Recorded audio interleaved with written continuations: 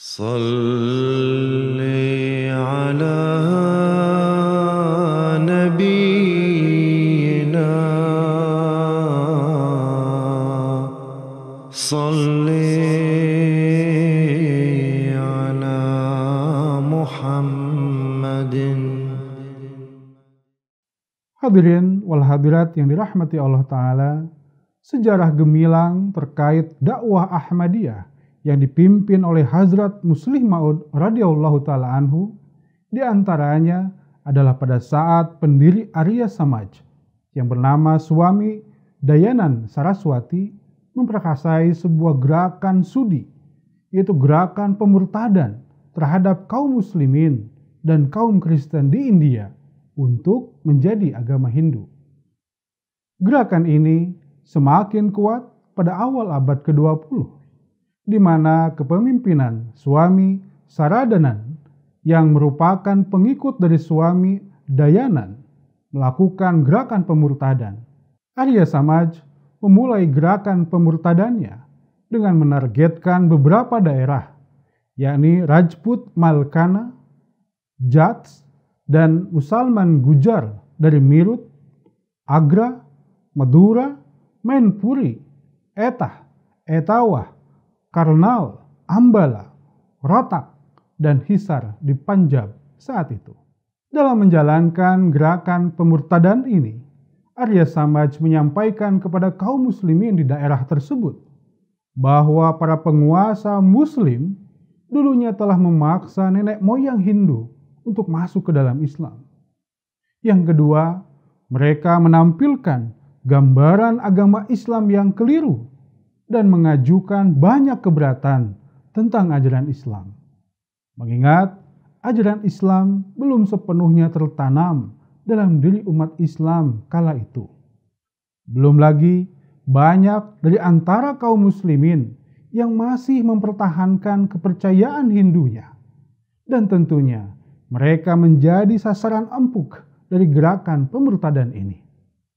Gerakan pemurtadan yang sistematis ini rupanya menunjukkan keberhasilan yang signifikan, di mana laporan sensus menyatakan bahwa jumlah pengikut Arya Samaj di Provinsi Uttar Pradesh tumbuh dari 65.572 pada tahun 1901 menjadi 131.638 pada tahun 1911. Allama Shibli Nomani, seorang pemimpin muslim terkemuka India, lalu mengadakan pertemuan khusus di kota Lucknow pada tanggal 6 hingga 8 April 1912. Pertemuan ini ditempuh dalam rangka mencari solusi untuk menghadapi masalah pemurtadan ini. Dan atas undangannya, Hazrat Mirza Bashiruddin Mahmud Ahmad radhiyallahu ta'ala anhu dan Khawaja Kamaluddin Sahib pun menghadiri acara ini. Meski beberapa kalangan sangat menentang atas kehadiran perwakilan Ahmadiyah. Atas kasus pemurtadan ini, pada tanggal 7 Maret 1923, sebelum menyampaikan daras tentang Al-Quran, Hazrat Muslih Maud radhiyallahu ta'ala anhu bersabda, "Dalam khutbah Jumat yang lalu, saya telah menyampaikan pidato tentang tingkat keikhlasan, pengorbanan bagi agama, dan sikap tidak mementingkan diri sendiri yang ada di dalam jemaat kita.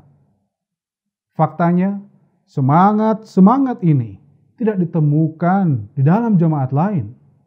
Dan saya benar-benar menyatakan harapan bahwa jika anggota jemaat kita berkenan mengorbankan hidup mereka untuk Islam, maka mereka tidak akan tinggal di belakang. Harapan saya bukan tanpa alasan atau tanpa kebutuhan."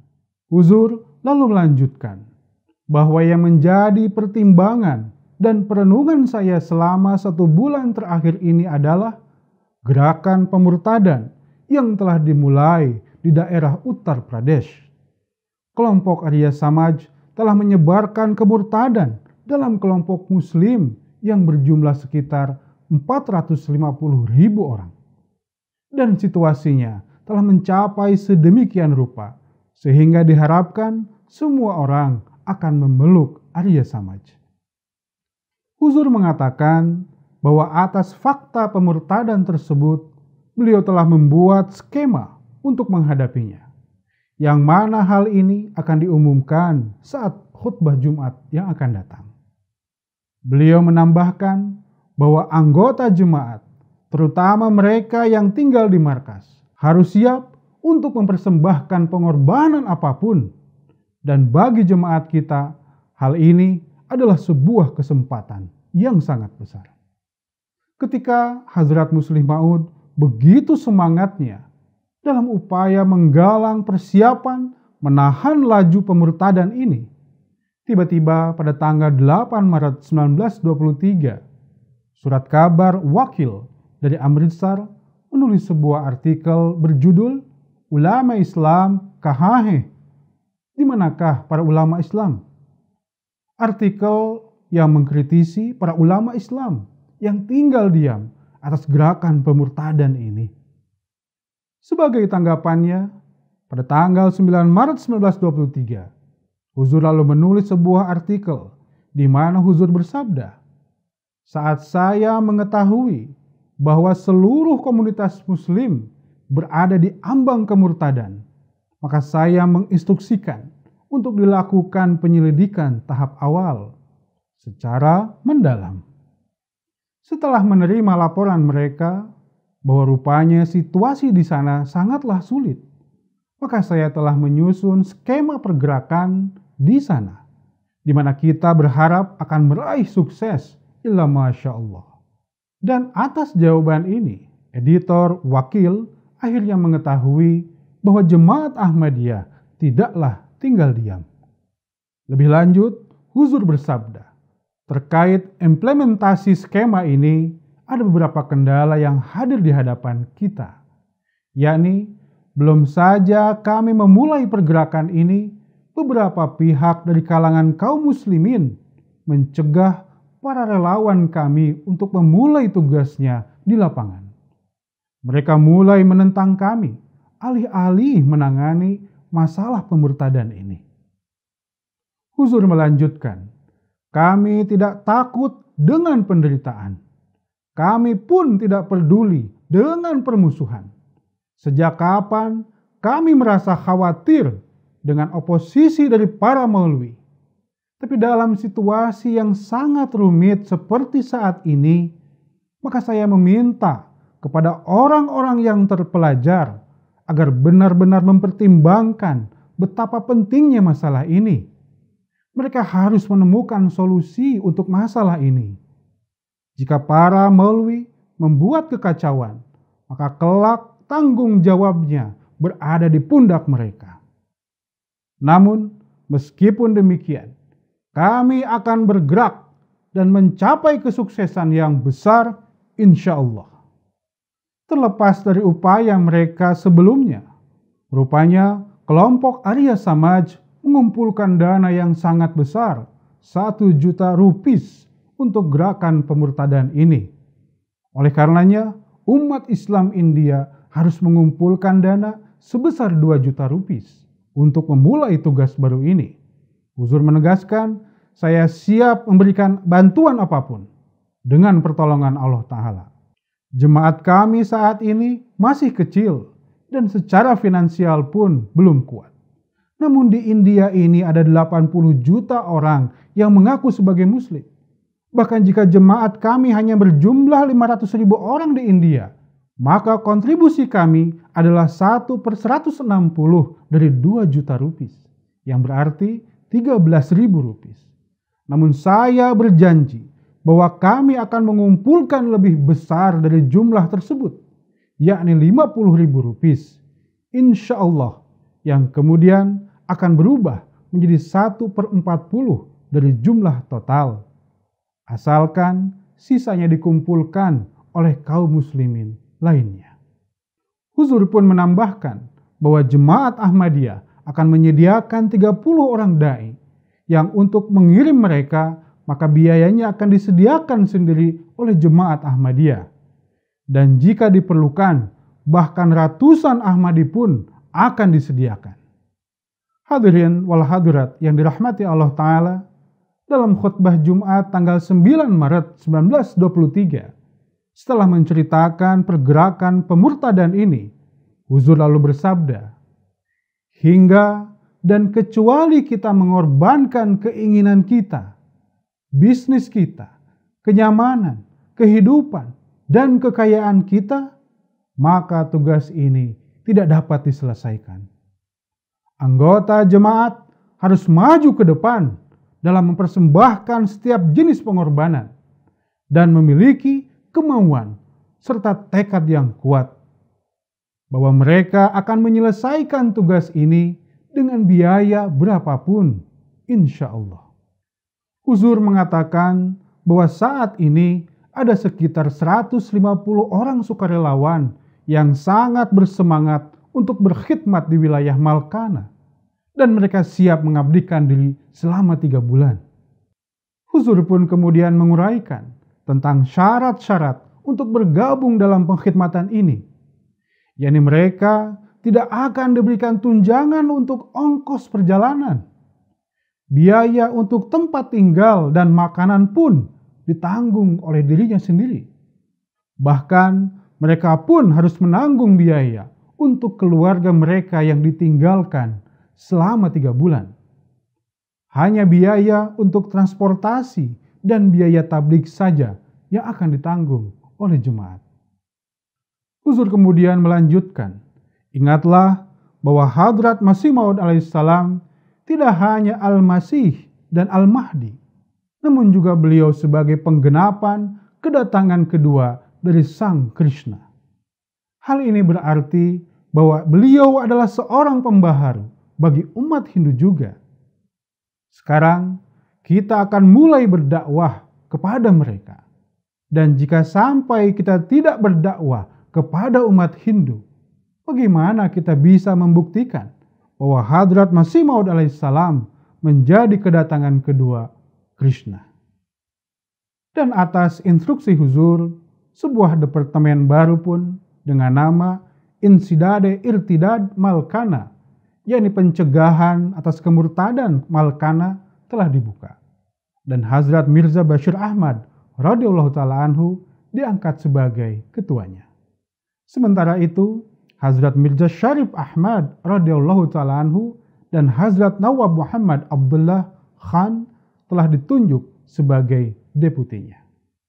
Selain itu, Huzur pun mengangkat Hazrat Chaudhry Fateh Muhammad Sayyal radhiyallahu ta'ala anhu sebagai Amirul Mujahidin, dan kemudian Huzur mengirim delegasi pertama di bawah kepemimpinannya pada tanggal 12 Maret 1923. Rombongan para mujahidin menetap di daerah Agra sebagai basis kegiatan mereka, dan kemudian mengirim para mujahidin lainnya ke daerah-daerah sekitarnya seperti Mainpuri, Etah, Farrukh Abad, dan Aligarh. Dan faktanya, atas panggilan tabligh ini, para anggota jemaat menunjukkan semangat, ketaatan, dan pengorbanan yang besar. Dan hampir 1.500 anggota jemaat yang kemudian mempersembahkan dirinya untuk bergabung dalam pengkhidmatan ini, termasuk pengacara, pedagang, pemilik tanah, industrialis, guru, siswa, karyawan, buruh, dan orang-orang yang pandai berbahasa Arab dan Inggris, di mana orang-orang ini termasuk pria, wanita, orang tua, dan anak-anak. Sebuah surat kabar yang ternama, yakni Hamdan, pada tanggal 18 Maret 1923 menulis bahwa dengan menyaksikan semangat perjuangan dan semangat pengorbanan harta dari jemaat Ahmadiyah, maka hampir pasti mereka akan mengumpulkan 50.000 rupiah atau bahkan lebih dari itu. Dan di sisi lain, mereka menyatakan keputusasaannya atas pengorbanan dari kalangan non-Ahmadi. Selain 50.000 rupiah, anggota jemaat pun menyumbangkan sepeda dan pelindung sinar matahari bagi para relawan. Dan pada kesempatan Idul Adha, ribuan rupis dikumpulkan untuk hewan kurban bagi masyarakat di Malkana. Beberapa Ahmadi memberikan sumbangan, bahkan dengan menjual hewan atau rumah mereka. Dan anggota Lajna Imailah menyumbangkan kerudung untuk wanita di Malkana. Hadirin wal hadirat yang dirahmati Allah Ta'ala, pada tanggal 8 April 1923, sebuah surat kabar Muslim yang bernama Zamindar menulis, saudara-saudara Ahmadi telah berpartisipasi dalam pekerjaan tabligh Islam ini dengan ketulusan, pengorbanan, semangat, dan perhatian, sehingga setiap Muslim harus bangga karenanya. Pada tanggal 21 April 1923, Huzur mengeluarkan pedoman rinci untuk para mujahidin yang bertugas di wilayah Malkana, di mana Huzur memerintahkan untuk memperhatikan doa, pembacaan surat Al-Fatihah, dan membaca sholawat. Selain itu, beliau menyarankan untuk mempelajari bahasa lokal daerah tersebut agar dapat berdakwah secara efektif, dan untuk mempelajari jawaban atas tuduhan yang diajukan terhadap agama Islam oleh kelompok Arya Samaj. Huzur menginstruksikan agar mereka mendapatkan semua informasi yang diperlukan tentang profil daerah yang mereka telah ditempatkan, lalu menjalin hubungan dengan baik bersama para pejabat setempat, dan beliau berpesan untuk mengamalkan akhlak yang tinggi, kesederhanaan, dan melayani mereka yang membutuhkan. Huzur menyatakan bahwa para mujahidin Ahmadiyah harus secara teratur mengirimkan laporan tentang kegiatan mereka, karena sama pentingnya untuk membuat markas mengetahui kemajuan mereka. Sebuah surat kabar yang bernama Najat dari Bajnur menyatakan pada tanggal 27 April 1923 bahwa jemaat Ahmadiyah memiliki kecintaan dan semangat keagamaan yang begitu besar terhadap umat Islam, sehingga 150 mubalik mereka tengah berkhidmat di wilayah Malkana selama 3 bulan tanpa tunjangan apapun, dan mereka menanggung sendiri pengeluarannya. Adapun 200 mubalik baru lainnya tengah siap sedia untuk diberangkatkan. Pada tanggal 1 Mei 1923, sebuah surat kabar yang bernama Rozgar dari Agra menulis, tidak diragukan lagi, jemaat Ahmadiyah berada di garis terdepan di antara semua kelompok muslim yang berjuang melawan gerakan Sudi ini. Kami mengucapkan terima kasih kepada mereka yang berkhidmat meskipun mengalami segala macam penderitaan dan masalah. Hadirin wal hadirat yang dirahmati Allah Ta'ala, sebuah surat kabar Muslim lainnya yang bernama Wakil dari Amritsar pada 3 Mei 1923 menulis, pendekatan jemaat Ahmadiyah sangatlah terpuji bahwa meskipun terdapat hasutan dari kalangan non-Ahmadi, namun mereka selalu siap untuk bekerja dalam keadaan apapun demi untuk menyelamatkan agama Islam dari segala jenis penderitaan. Dan dari pengamatan kami nyatakan bahwa jemaat Ahmadiyahlah yang sedang melakukan pekerjaan yang terbaik. Para mujahidin Ahmadiyah ditentang keras oleh kelompok Arya Samaj dan juga oleh kelompok muslim non-Ahmadi lainnya.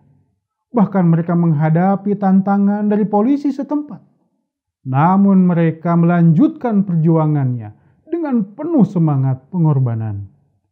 Orang-orang muslim yang telah masuk ke dalam agama Hindu di bawah pengaruh gerakan pemurtadan ini akhirnya dapat bergabung kembali dalam pangkuan Islam dalam jumlah yang sangat besar. Syekh Gulam Hussein, seorang non-Ahmadi dari Jhelum, menulis surat kepada surat kabar Zamindar bahwa para Ahmadi menunjukkan sikap yang tidak mementingkan diri mereka sendiri. Kira-kira 100 pengkhotbah mereka di bawah komando ketua delegasi, ditempatkan di berbagai desa. Orang-orang ini telah memberikan pengkhidmatan yang luar biasa. Semua pengkhotbah ini bekerja tanpa bayaran ataupun tunjangan. Meskipun kami bukan Ahmadi, kami tidak bisa menahan diri untuk tidak memuji karya agung para Ahmadi ini.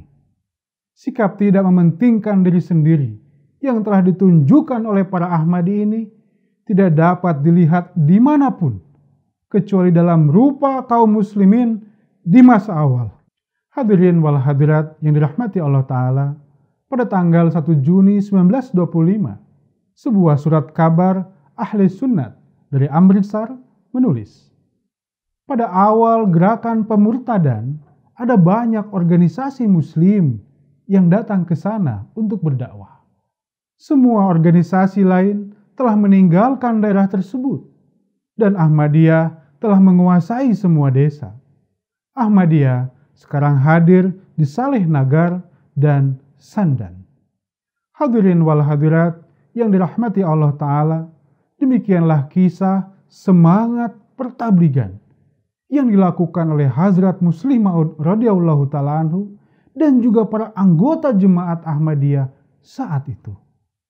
Semoga suri tauladan pertabligan yang telah diperlihatkan oleh para pendahulu kita menjadi khazanah yang istimewa bagi kita, serta menjadi bahan penyemangat bagi kita untuk maju dalam pertabligan sampai kapanpun.